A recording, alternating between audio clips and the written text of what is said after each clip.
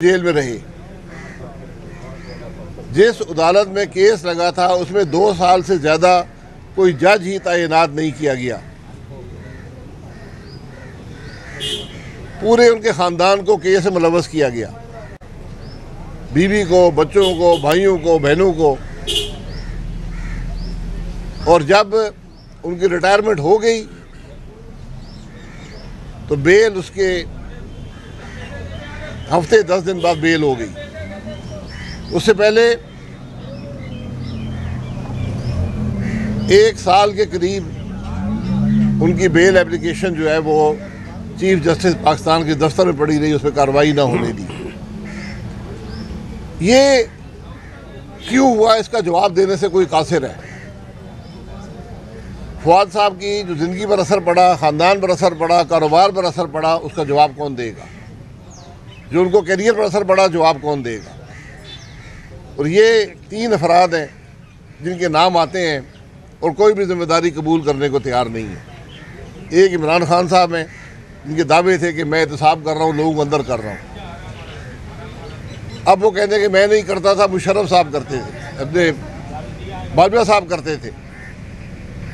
बाजवा साहब ने आज तक बताया नहीं है, वो कहते हैं जी मेरा कोई ताल्लुक नहीं था। करने वाले जस्टिस जावेद इकबाल साहब का जज सुप्रीम कोर्ट ऑफ पाकिस्तान थे, जिन्होंने शायद कानून की कोई किताब पढ़ी नहीं है। वो कहते हैं जी कि मैं तो बड़े दबाव में था, ब्लैकमेल होकर मैंने ये सब काम किए हैं। तो ये अफराद तो ये करते रहे। तो जिन लोगों को अदालतों में घसीटा गया, आज 4था साल है हम इस अदालत में हैं।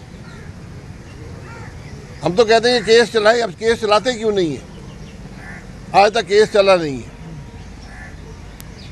इस्लामाबाद वाला केस है वो भी नहीं चला, और ऐसे सैकड़ों केस हैं। तो मैंने जो नए चेयरमैन आफ्ताब सुल्तान साहब हैं उनकी खिदमत में कल भी गुजारिश की थी कि हमें आप छोड़ें, लेकिन ये गरीब लोग जो केसों में भरे हुए हैं, जो अदालतें भरी हुई हैं ऐसे लोगों से, केस 10-10, 15-15 साल से पड़े हुए हैं। लोग 3-3, 4-4, 5-5 साल जेल गुजार चुके हैं और उनके केस नहीं चलते। ये इंसाफ का निज़ाम तो नहीं है, इसका और कोई नाम हो सकता है। मैं ख्वाजा नबी साहब से कहूँ वो बता दें कि क्या है। इंसाफ तो यहाँ कोई नहीं है, ना इंसाफ के तकाजे पूरे होते हैं। ये यहाँ आपको बहुत से ऐसे लोग मिलेंगे। फवाद हसन फवाद का केस एक टेक्स्ट बुक केस है, और मुझे उम्मीद है कि इस मुल्क की अदलिया पर उसका कोई असर पड़ेगा कि इस मुल्क में होता क्या रहा है, नैब की अदालतों में होता क्या रहा। बताइए जी, कोई सवाल। आजकल जो गिरफ्तारियाँ हो रही है, सियासी लोग पकड़े जा रहे हैं, मुकदमात बन रहे हैं, जैसे शेख रशीद साहब को पकड़ा, कराची में मुकदमा अचानक निकला है, इस बारे में क्या कहेंगे आप। जो गलत मुकदमा है बिल्कुल गलत है, हम उसके हक में नहीं है। सियासी आदमी को गिरफ्तार नहीं करना चाहिए, उस पर केस बनाएं, आपके पास सबूत है, केस बनाएं और ट्रायल करें। और मैं हमेशा कहता हूँ कैमरा लगा कर ट्रायल करें कि पता लगे इस पर चार्जेस क्या है और इसका जवाब क्या है।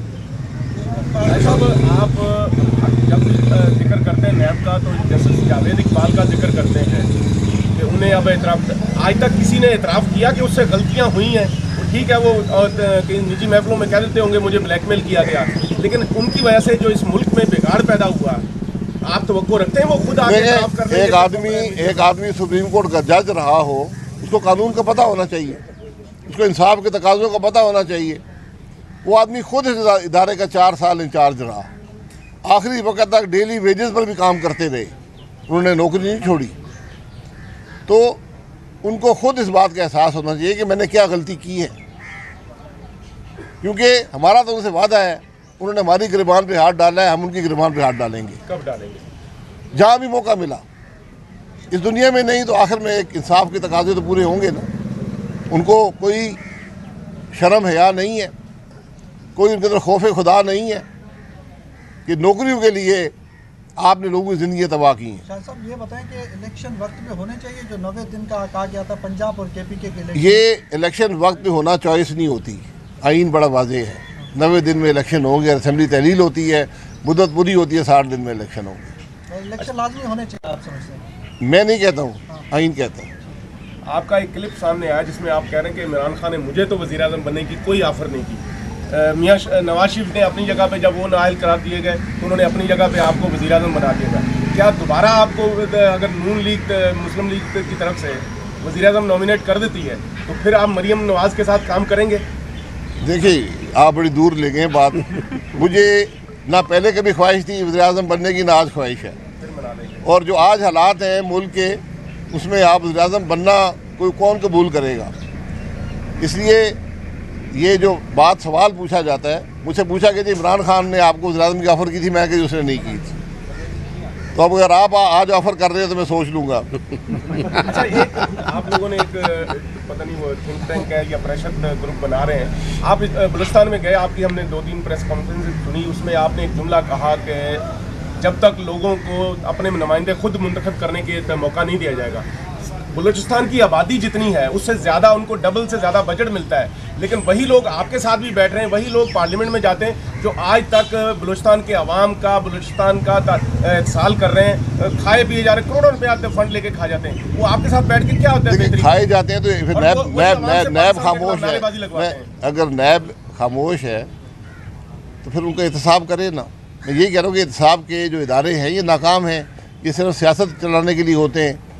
बलूचिस्तान का जो मामला है, मैं बारहा कहा है, आज भी कह देता हूँ कि वहाँ जो लोग असम्बलियों में जाते हैं, जो असम्बली में बैठते हैं, वो अवाम के हकीकी नुमाइंदे नहीं होते। लिस्टें बनती हैं। आपके सामने मशहूर केस है, एक आदमी था, इलेक्शन लड़ा, 50,000 वोट से हार गया, 52,000 वोट जाली निकले, तीसरे नंबर पर था। वो 4 साल इस कौमी असम्बली का डिप्टी स्पीकर रहा और उसका मामला सुप्रीम कोर्ट के स्टे से चलता रहा।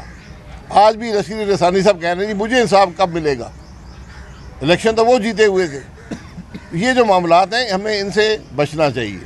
अच्छा सर, एक चीज़ कि अभी तक ये वाज़ेह नहीं हो रहा कि आप मुस्लिम लीग छोड़ रहे हैं, मुस्लिम लीग भी समझ रही कि आप उनके साथ हैं, अपोजिशन भी समझ रही है अब आप अपोजिशन में हैं। कहीं आप वो जो टेक्नोक्रेट का एक शोशा छोड़ा जा रहा है, उसके लिए कोई ग्राउंड तो नहीं बना रहे?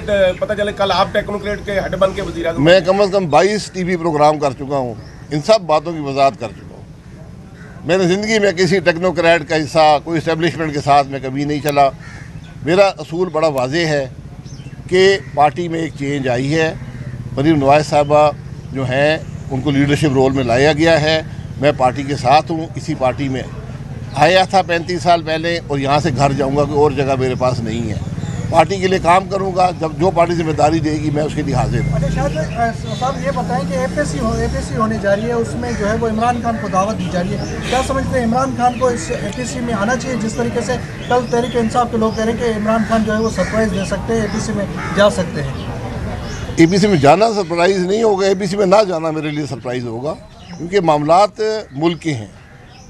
और खैबर पख्तूनख्वा में जो वाक़या हुआ उसके बाद ये मामलात, अब उसकी ज़रूरत पड़ी है कि सब मिलकर एक पॉलिसी बनाएं और इस ख़राबी का मुकाबला करें। इमरान खान साहब इस मुल्क के एक पॉलिटिकल लीडर हैं, नहीं आएंगे तो नुकसान उनका होगा, मुल्क का नहीं होगा। अच्छा, चौधरी निसार अली खान के हवाले से सवाल करते हैं कि उनका क्या पार्टी में दोबारा लाने की कोशिशें की जा रही हैं? मुझे किसी बात का इल्म नहीं है जी। पार्टी में आप खुद जाते हैं या बाहर जाते हैं, आज तक किसी पार्टी ने किसी को निकाला नहीं है। अच्छा, एपीसी से कोई मामला बेहतर होने की चांस है? क्योंकि हमने देखा 1 साल में तो पीडीएम मिलके, तमाम जमातें मिलके कुछ नहीं कर सकी, बल्कि ज़्यादा मुसीबत में फंसी आवाम। मुशावरत जब होती है तो हल निकलते हैं। जो मुल्क के मामलात हैं, आप मईशत की बात करते हैं तो बात बड़ी लंबी हो जाती है। ये हालात इस हुकूमत के पैदा करदा नहीं है। या आपने इन मामलात को खरीदना है या आगे मसाइल का हल करना है। मसाइल का हल, उसका बड़ा बोझ है अवाम पर, इसमें कोई दो राय नहीं है। और ये चंद दिनों का हल नहीं है, ये सालों पर मुहित होगा। अच्छा, मरियम नवाज कहती हैं कि शाहिद अब्बासी साहब मेरे बड़े भाई हैं, अगर वो बड़े भाई के पास चल के घर आ गई तो फिर क्या होगा? अगर बड़ा भाई चल के उनके घर चला गया फिर क्या होगा? चले गए हो।